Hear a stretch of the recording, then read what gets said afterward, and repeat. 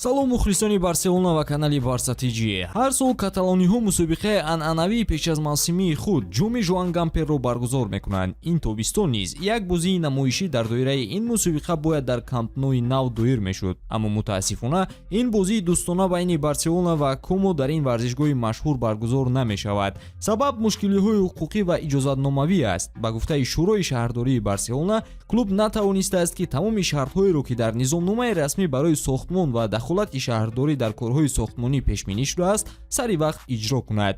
худи клуб низ ин масъаларо расман эътироф кард. тибқи иттилои рӯзномаи Диарио Спорт, дар дохили клуб чунин фикрҳо ҳастанд ки агар БАРСА натавонад то миёнаи мавсим ба Камп Ноу баргардад, пас беҳтар аст ки тамоми мавсимро дар варзишгоҳи Манжуик гузаронад, то ки ҳамаи корҳои сохтмон ҳар чӣ зудтар ба поён расад. ба ибораи дигар, имкони калон вуҷуд дорад ки Барселона боз як мавсимро дар варзишгоҳи муваққатии худ сипарӣ кунад, бархилофи он ваъдаҳое ки президенти клуб Жоан Лапорта дода буд. танҳо як моҳ қабл Лапорта як изҳороти пуршукӯҳ дода гуфт ки мо мехоҳем худро дар варзишгоҳи асри 21 бинем. ин на таъмир, балки варзишгоҳи комилан нав аст.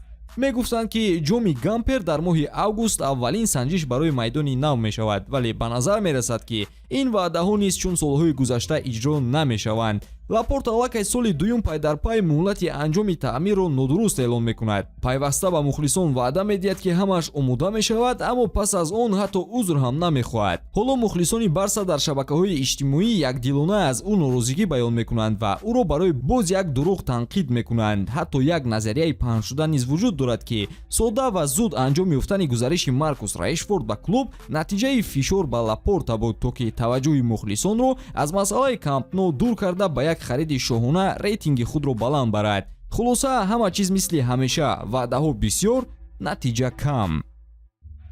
дӯстон, тамошои бозиҳои футболиро бо хизматрасониҳои 1x ҷолибтар гардонед ва бо истифода аз калимаи сеҳрноки TG БАРСА то 8000 сомонӣ соҳиби тӯҳфа гардед. маълумотҳои лозима дар комментария. ба ҳама муваффақият.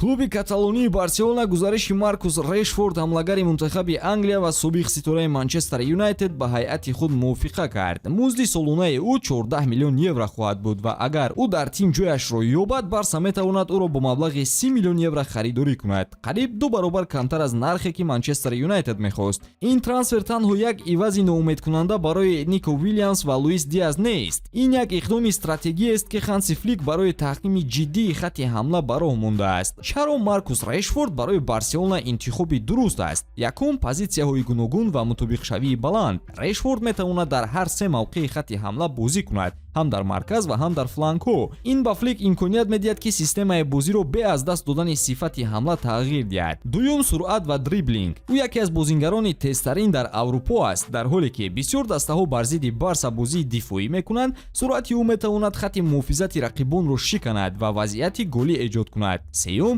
зарба бо ду пой ва голҳо аз масофаи дур. Барселона дар мавсими гузашта бо зарбаҳои дур мушкилӣ дошт. Решфорд тавоноии зарба задан бо ҳар ду по ва аз масофаи дурро дорад. ин ба даста имкониятҳои нав дар хатти ҳамла медиҳад. чорум бошад фоидаи маркетингӣ барои клуб.